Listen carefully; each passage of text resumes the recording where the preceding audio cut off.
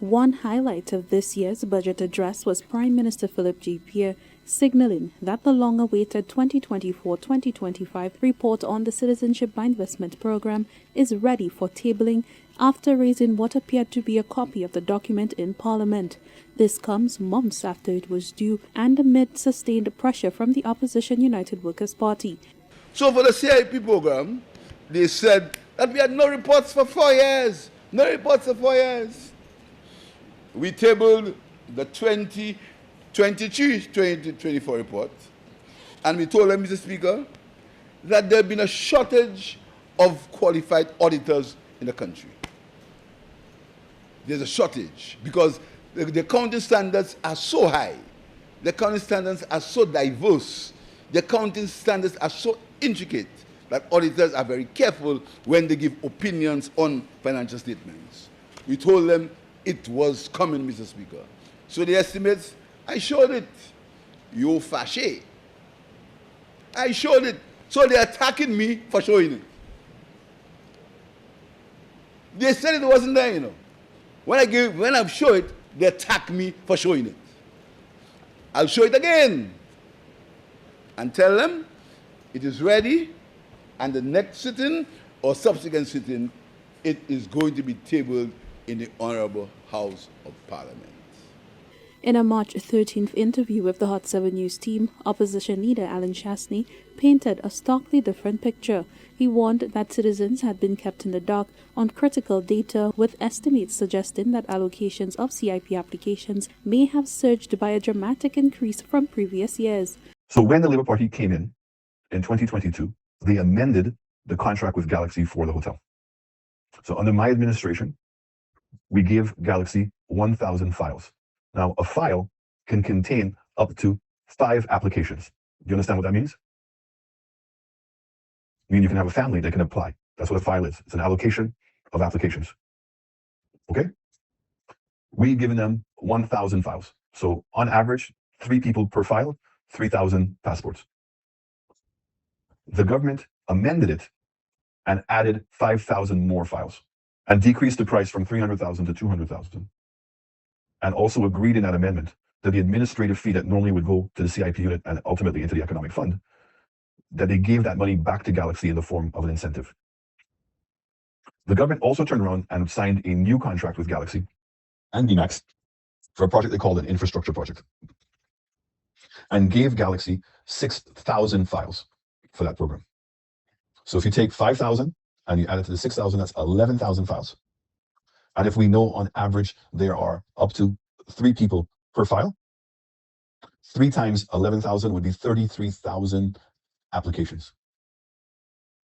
So the question is, Ernest Hilaire indicated that Galaxy has fully subscribed, meaning the additional 5,000 files that they had, they sold them all. So that would be at least 15,000 new applicants. So we can speculate to some extent what we think is in those reports. Chastney pointed to the British government's concern over rising asylum claims linked to Caribbean CIP programs and said missing reports exacerbate reputational risk for St. Lucia. He also highlighted the lack of annual audits of the CIP Economic Fund, stressing that citizens have no verified information on how millions in proceeds are being spent. Now, if the British are concerned about the 5,000 applications and a trend that they were seeing, what is everybody's reaction going to be when they're going to see that we now have over 20,000 additional applications? And I have no idea how many of those applications have been approved, meaning that those persons, because you only get your passport once you've been approved. Once you become a citizen, that qualifies you then to get your passport. Okay?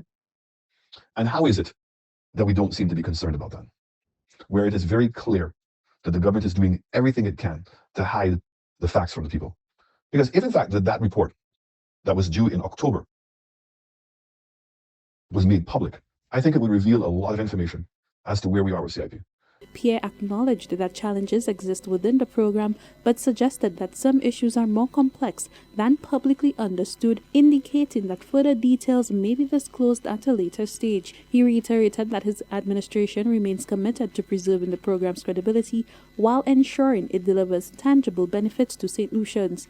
It's a deeper, more ideological and my philosophical position as far as the CIP program is concerned. But I'll hold my peace, Mr. Speaker, and continue to work and let the minister continue to ensure that we have the most stringent due diligence processes, we have the most scrutiny, we have the greatest accountability for the CIP program. But we can only do X and not X. And if somebody else wants to do Y, we cannot influence Y. Countries have a right to have their own policies, and nothing you do can stop them from having their own policies. But as far as we are concerned, we are going to strengthen the program. And everybody who comes to the Speaker comes to us, says to us, your processes are correct. They complain that our citizenship takes too long, Mr. Speaker. We're going to continue. We're going to continue. We will do nothing to bring our program to disrepute. The minister has been told that he has to ensure every possible guardrail is put in place. Every possible guardrail is put in place. And he has assured me that it's happening, so our CIP program can be pristine and can be pure, Mr. Speaker.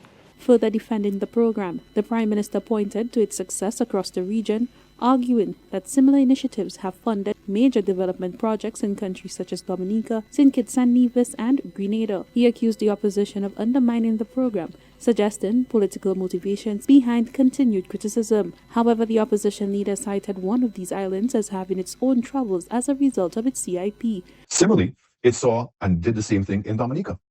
Why? Because Dominica has approved thousands and thousands of passports, which they were not reporting. So everybody else who has read the explanatory notes from the England, including the former Prime Minister Gonzalez, have all interpreted that what the British have said is that the spike in political asylums is related to the increase in the numbers of CIP passports in St. Lucia. Now, the British are only basing this on a report that was 3 years old. So imagine when this report that's way overdue comes out and is going to show thousands of more of applications and, more importantly, thousands of approvals. That increases the risk. As the days draw nearer to the tabling of the report and the opposition calling for full disclosure, all eyes are on St. Lucia's Citizenship by Investment program. For citizens, the questions are clear. How much money is involved? How many passports have been approved? And can confidence in this critical program be restored? Reporting for the Hot 7 TV News, I am Jasmine Duncan.